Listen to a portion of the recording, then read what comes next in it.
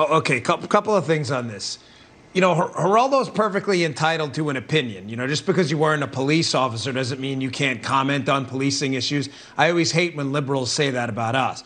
But, you know, whatever, going to dinner with a police CO captain doesn't no, I'm not suggesting you are. I'm just saying that, you know, you don't understand policing. Don't start minimizing my experience. Geraldo, can you shut up for 2 seconds? I'm a half a century listen. Geraldo, I'm not when you just be quiet you try for a to second? undermine the foundation of my experience. Geraldo, I'm an expert witness tonight. Just keep talking. Let him talk, then we'll let you guys go back and forth. I'm tired of this guy. He Dan, never shuts up. Dan, he's always got something to say. Go back to your statement. Go. Now, again, as I was saying, he's entitled to an opinion. He's not entitled to a certain set of facts. You don't know anything about actual policing if you haven't done it. Saying or suggesting, you know, you can relate to the experience of police officers, you can't. I'm not suggesting what happened yesterday wasn't a tragedy. It was, obviously. There's a dead young man who's never going to take another breath of oxygen again in his life. We don't have all the facts on this. We know she said taser. It appears to be a mistake and a fatal one. But we have a process for that. And just injecting race into this, Geraldo, which you do on these police issues constantly, when you have none of the data, you have no evidence whatsoever. There's You're a racial making me the component issue to this again. Don't you have an argument to make that doesn't concern me? I'm not making you the issue. I'm responding to your dopey comments. You have no idea that there's a racial undertone to this at all. And you're saying, oh, black parents have to worry because they're black kids. You have no data to back that up at all. 20-year-old black You're kid? just further inflaming the situation, and the country will burn to the ground because of people like you who say dumb things like that with no evidence to back it up. How about people like you that don't credit the humanity of half the country? They are running scared, and they're scared of cops. And it doesn't matter that we love cops, or that blue lives matter, or that they're the thin line between civilization and anarchy. What Stop matters? Pontificating and produce some actual data. You're a reporter, right? Because here's a 20-year-old kid. A 20-year-old kid has an expired registration. He ends up dead in the same town where George Floyd was asphyxiated by a brutal cop's knee on his neck. So by those incidents, don't you see as a reporter, you've wait, hold on. By those two incidents, you've extrapolated as a reporter data that every black child in America should be afraid of the police, and that's rational to you. That's rational? Explain that reason, please. Talk to the mothers. Talk to the mothers of African Americans. See, you're doing the emotional thing again. Happened? You can't produce facts. Do you think all of this you can never produce facts. Do you think all of this rage, Black Lives Matter, you think that all this happened, defund the police, all this happened because of some fanciful liberal notion?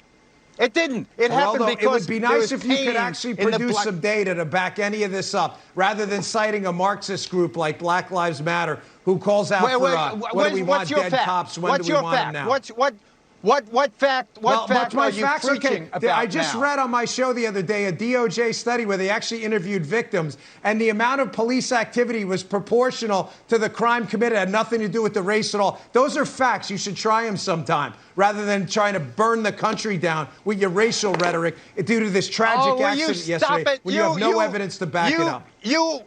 Your whole routine you can never produce any to data. attack me. Your whole routine is to attack me rather than dealing with the fact that black people are more fearful of cops than crooks.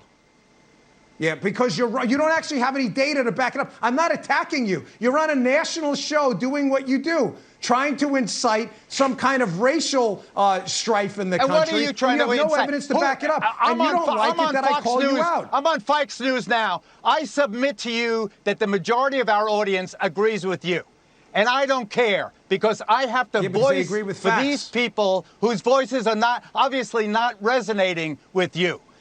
These people are fearful of cops. Why? Because there's a black kid, he's 20 years old, and he had an expired tag, and he's dead now. Because of you telling him. No, I actually was a cop, and I know cops, and the people I work with, they have no reason to be fearful of. You had dinner with a cop once. It's not the same thing.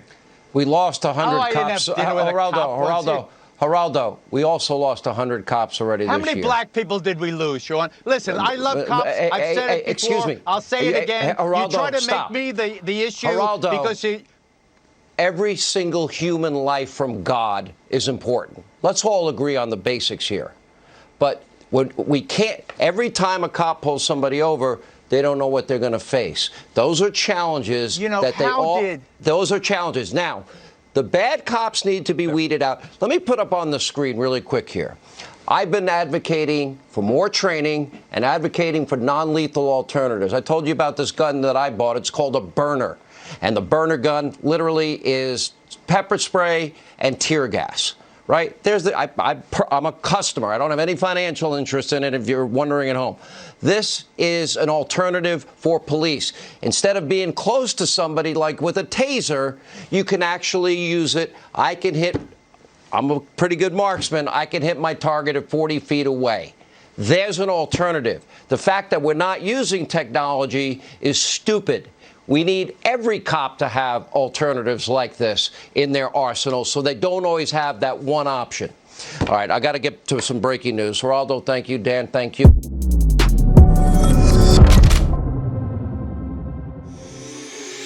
Yo, what's up, guys? It's your boy, Benny. That's vintage Dan Bongino. That's the real reason you want to talk about a crime. They talk about crime there and policing.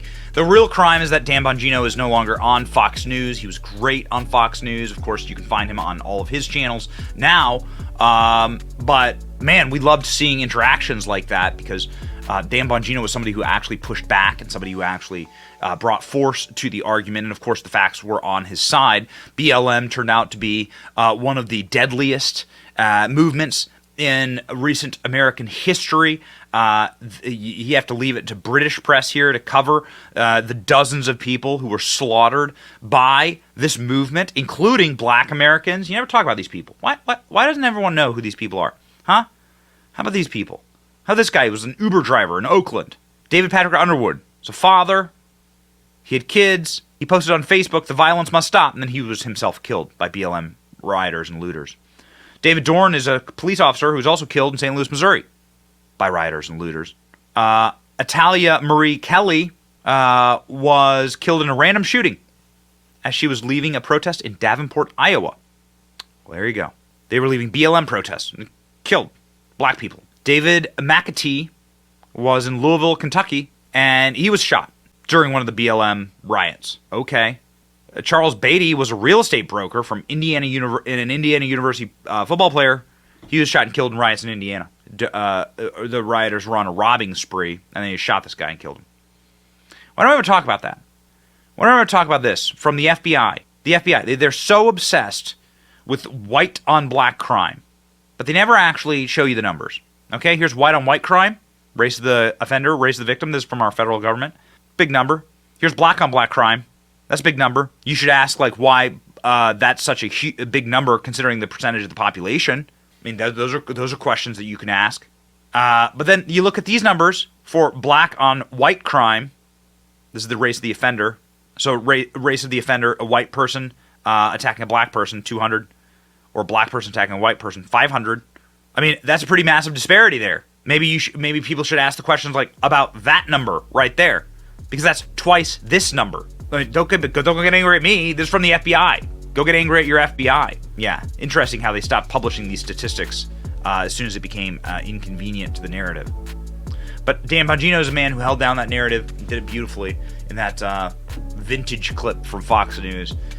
He was there to save America. We're here to save America. And we're doing it right alongside you. It's your boy Benny. See you.